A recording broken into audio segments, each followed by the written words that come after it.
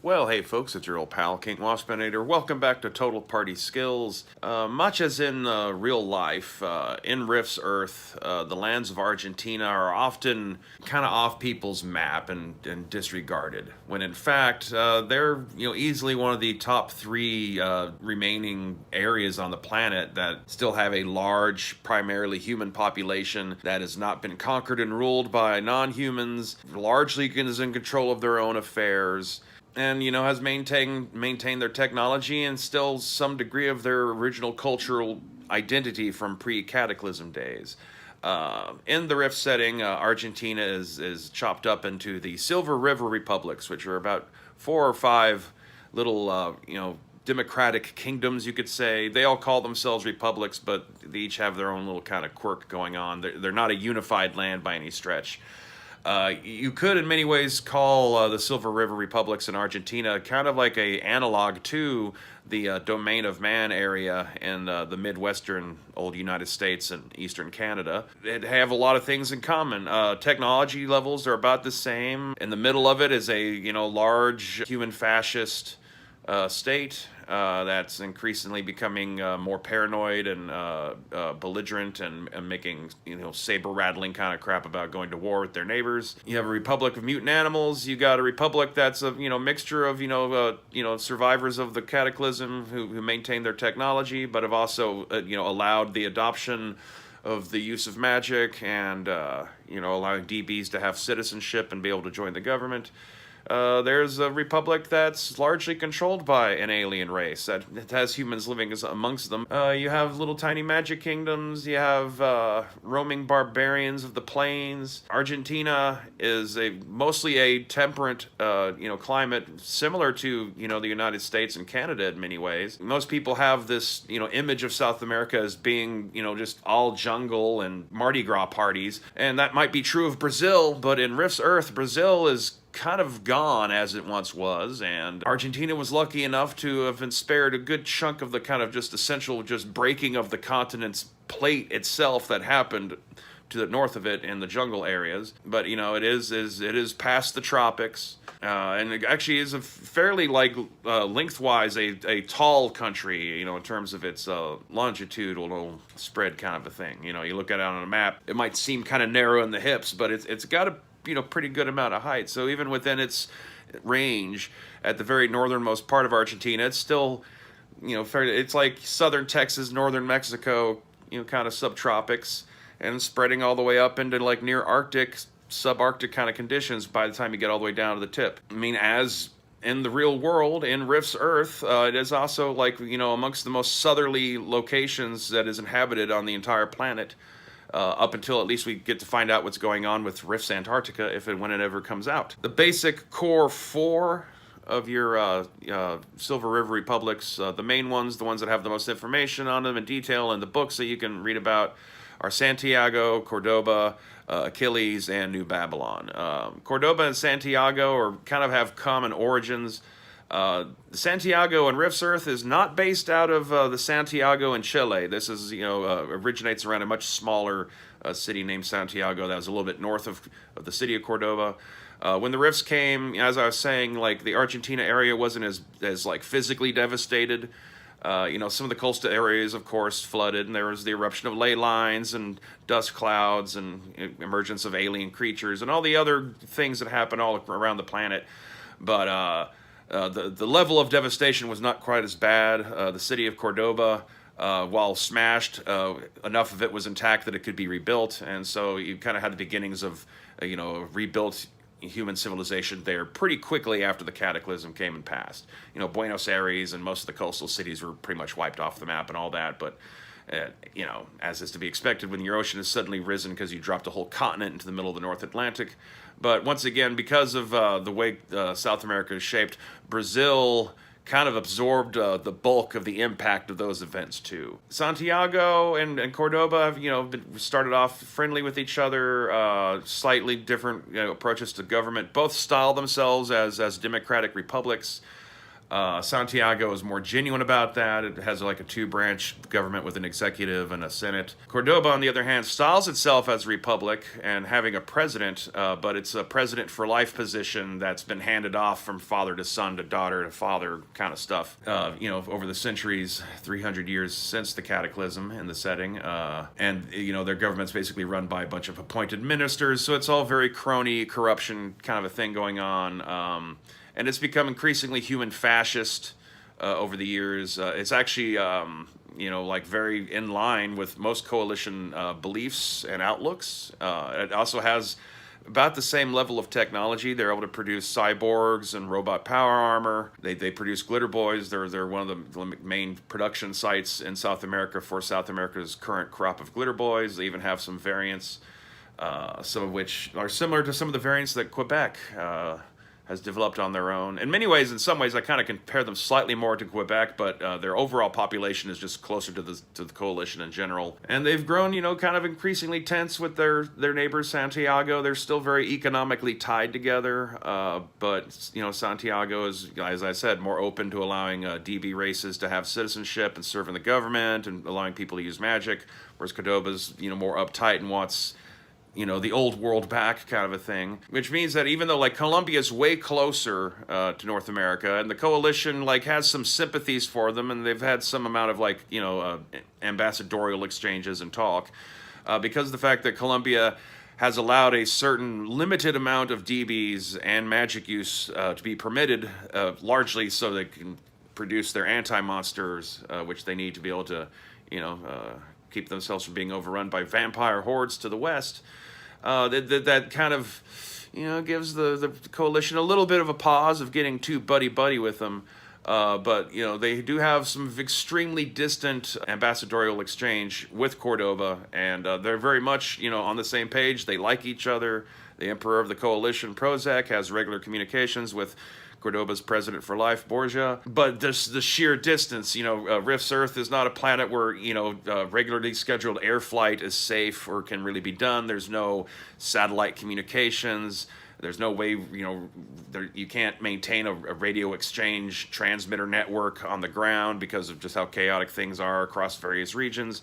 And even travel by boats across that length of a distance from one hemisphere into the other, carries a whole host of problems of the various kinds of freak accidents of nature and various creatures and pirates and alien beings that you can encounter on the ocean waves of Rift's Earth. Limit their ability to really become strong allies, but they do know about each other and they do talk. Santiago's a good starting place for player characters for an Argentina-based campaign.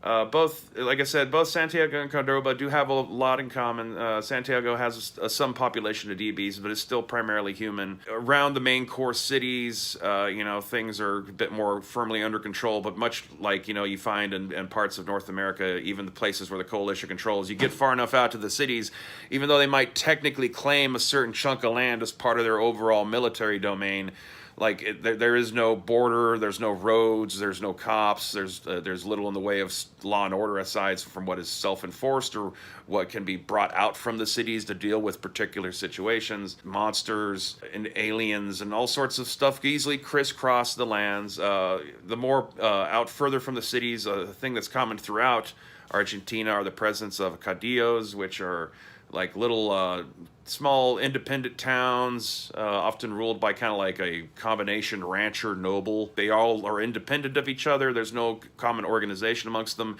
and yet at the same time they do all know each other and talk to each other. There's also the Larhold barbarians. They're mostly concentrated in the south now. They're super robust, barbaric, vaguely orcish, but even worse kind of DBs that kind of a Stone Age kind of mammoth hunter, shamanistic kind of barbarian raiders that are kind of just an ongoing problem for all the various peoples of the Silver River Republics, and kind of a common foe, but that not enough of a foe that can get the Silver River Republics to put aside their differences and unite in common cause against them. And also in part because the Larhold don't have any kind of central leadership. They're just a bunch of independent little clans wandering around doing their thing, sometimes even attacking each other. In the distant future of 1999, Amazon Time Barbarians fight to liberate the women of North America against vast armies of trolls and chads under the control of the Rogan Joe. This original tabletop role-playing game is thick with 2 C's. Available now on Amazon.com and DriveThru RPG. South of Cordoba, around the Gulf of San Matias, is the Kingdom of Achilles. This is a mutant animal nation. The survivors and descendants of Argentina's own genetic mutant animal experimentations, which was at a thing called Project Achilles, which survived the coming of the rifts, and then the survivors were organized by some of the human scientists that have been raising them, and they've started their own little colony, and they've brought in a few DBs here and there, and some humans that are friendly to the cause, but mostly it's been a mutant animal project. They're like quite technologically sophisticated. They get along with Santiago and New Babylon mostly. One of the more curiouser things about them is that they are aware of Lone Star and the mutant animals there, which might imply that, back before the rifts, that the company behind Project Achilles might have had some contact with the secret experiments going on with the U.S. government in Texas that led to, the Lone Star facility, which was then found later and was how the coalition was able to make dog boys. And apparently, mutants from Achilles have been like sneaking up to North America in ships and talking various escaped mutant animals from Lone Star to come back with them to, like their little homeland for mutant animals, which doesn't always work, but they've gotten a few people down. And that's in part what has drawn the coalition's attention that far south, and for them to be able to have any kind of talk and relationship with Cordoba is because they've been looking for this mutant animal nation in South America that's been coming up there and trying to steal their mutant animals. And so, there's a potential you can have like a coalition strike team from Lone Star. They have like a mutant retrieval squad team in the Lone Star World Book that you could take out of there and plop right into the middle of your Argentina setting, just to have a little dash of some coalition, classic conflict pop up in your game, especially, if you wait a little while before you drop it in there. And so the players are kind of just more used to just dealing with Argentinian kind of stuff. South of Achilles is New Babylon. It's the southernmost of the primary core 4 of the Silver River Republics. It was settled by a alien race, an advanced alien species called the Amaki, which are basically, they look like human statues. Their skin is stone-like, and also all their hair and stuff. They got the nickname Babylon because humans of the region thought they kind of resembled like old statues from, Ur and Babylon and, ancient Mesopotamia, with that particular kind of curled beard kind of thing, but carved in stone. So they kind of got that nickname, and they decided to run with it. They're not dimensional refugees. Their dimension is doing fine. They are a deliberate settlement, and there's back and forth between the two dimensions in terms of trade. In fact, because of that thing happening, the one human corporation on Rift's Earth that is beginning to become an interdimensional arms dealer of any kind is Italo Industries, which is located in Argentina. It's not Northern Gun or Wilkes in North America. It's not Triax over there in Europe, or any of the Japanese companies that survived when their cities were rifted forward in time. Nope. It's Italo Industries in Argentina that is, the first of Rift's Earth's technological industries that is actually starting to sell product in other dimensions. So, hey, good for them. There's also a Southern Federation. There's not a whole lot of detail in the books about it. They don't even mention the city names. But basically, south of New Babylon, along the last little bit of coastline, along the eastern coast of South America, down there at the very, very tip, before you get down to like Tierra del Fuego and other places that have been sunk by the rising seas. The Southern Federation was like a trio of cities that were rifted in from different places during the Cataclysm. One of them is like a sophisticated magic city with humans from a fantasy world type thing. That practice advanced magical, techniques and sorceries and all that kind of stuff. An excuse to use pretty much any manner of magic OCCs available in other books. There's a arcology, which is like a city that's contained within a dome kind of a thing. It's very much what most of the core coalition cities are basically ours. They're small-scale arcologies. A large-scale arcology was rifted in that believes they're from the late 21st century Earth, so at first it seems like they're probably just another city from Rift's Earth's past that had been jumped forward in time.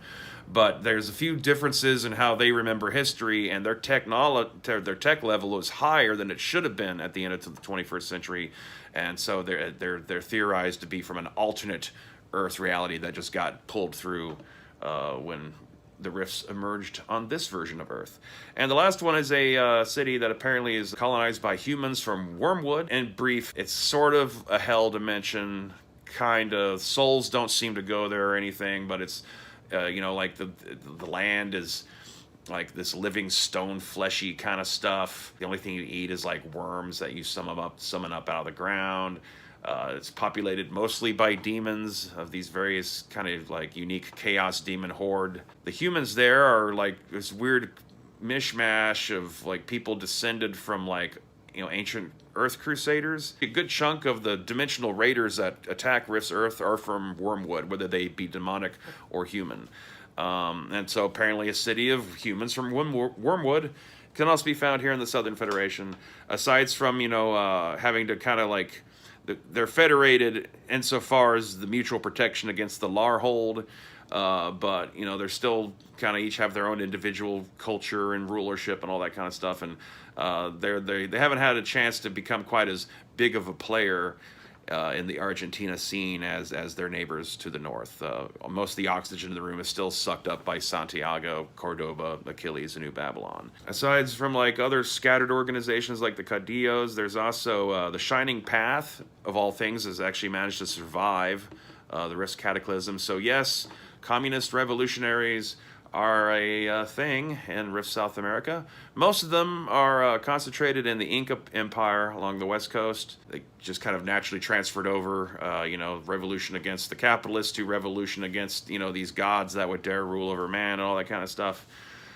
In Argentina, the bulk of them are to be found in Cordoba, where they kind of are more legitimately, agitate for rebellion to take down the president for life, Borgia, and his regime, and try to make things maybe perhaps a bit more in line with how things go in Santiago. Other little things to mention about Argentina, the southern coast, southwest coast of Argentina, and swinging up around the coast of Chile, you'll find one of the various aquatic races from Rifts Underseas called the Rurlel, that are kind of like eel mermaids, I guess, is a simple way of describing them.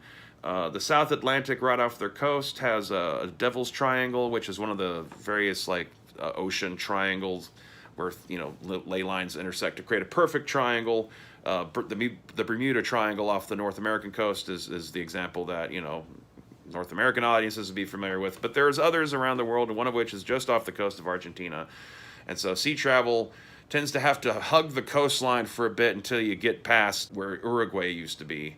Basically, as you're heading up north, or as you're coming down south, that's around the point where you want to get in real close to the coastline and stay to the coastline and not get too far offshore. This region does include like the southernmost, especially because of Santiago.